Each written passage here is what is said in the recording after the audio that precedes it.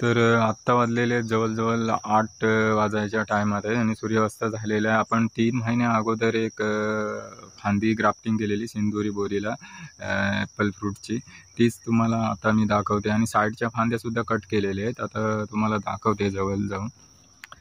आता तुम्ही पाहू शकता बुंदापासून वरपर्यंत जवळजवळ 3 म्हणजे जवळजवळ 1.5 फुटाच्या आसपास मी इथं ग्राफ्टिंग केलेली आहे. ह्या ग्राफ्टिंग करून हिला 3 महिने झालेले आहेत आणि ही जी फांदी आहे ही बोर तुम्हाला ही 2 वर्ष कंप्लीट झालेली स्टीम आहे.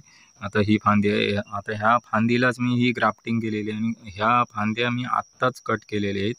ह्या बघा तुम्ही पाहू शकता आणि ही सुद्धा ही आत्ता कट करून त्याच्यावर एक पिशवी टाकलेली आहे छोटी, जेणेकरून आता दवाचं पाणी त्याच्यात जाऊ नये ह्यासाठी टाकले. आणि साईडच्या फांद्या पूर्णपणे कट केलेले आहेत, जेणेकरून आपल्याला पुढच्या वर्षी इथं ग्राफ्टिंग करता येईल.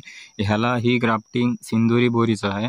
हा सिंदुरी बोरीला हा आपल्याला एक इथं मी ॲपल फ्रूटचा एक फांदी बांधलेली आहे, त्यासाठी ह्या साईडच्या कट केलेले आहेत, जेणेकरून हा इथं ही कोवली पालवी त्या आता थंडीमध्ये 25 ते 30 डिग्री सेल्सिअसमध्ये ह्या फांदीला म्हणजे ताजावा दिसेल. आता इथं तुम्हाला दिसू शकते ही थोडीशी पानं सुकलीत, म्हणजे ताजावा नसल्या कारणाने अन्नद्रव्य कमी इथं पुरवठा होतो, जेणेकरून सर्व अन्नद्रव्य ह्या साईडलाच जात आहे.